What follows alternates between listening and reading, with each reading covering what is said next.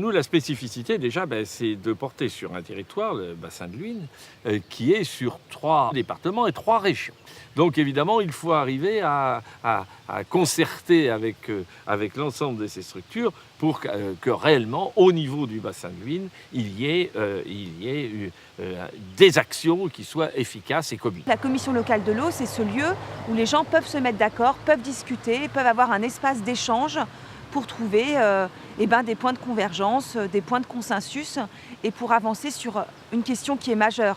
Parce que l'eau, elle est indispensable à la vie, elle est indispensable à notre qualité de vie, indispensable à notre alimentation.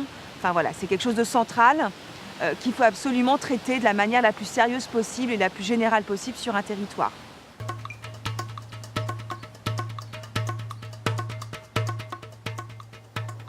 Nous sommes donc à proximité d'une rivière comme la totalité des papeteries, puisque en fait, pour nous, l'utilisation de l'eau est un élément essentiel de l'activité. Alors ça nous amène à construire des installations très particulières. Donc nous avons un seuil qui nous permet de maintenir un niveau pour nous assurer un prélèvement régulier. Et puis nous avons, il y a maintenant une quinzaine d'années, construit une installation dimensionnée pour le traitement de nos effluents afin de restituer dans le milieu naturel des eaux de qualité tout à fait correcte.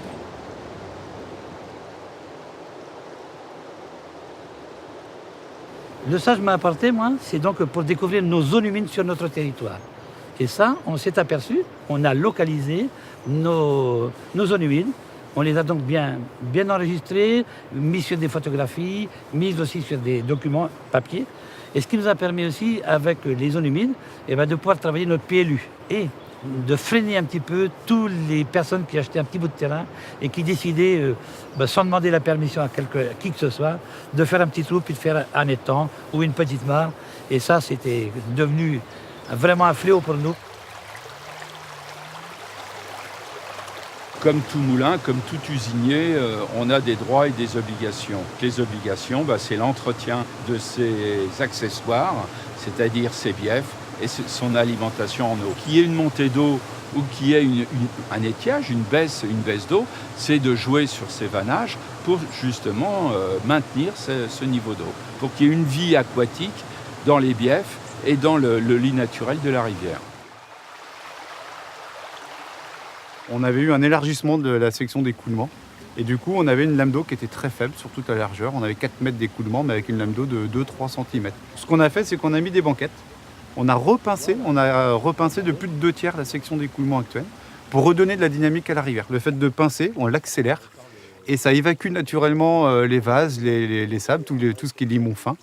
Et on redonne une section beaucoup plus favorable à la cache, aux abris, à la reproduction des salmonidés détruites. Chaque moulin est un cas particulier. Est-ce qu'il faut, envisager un réglage des vannages suivant les saisons? Tout dépend de la longueur des seuils.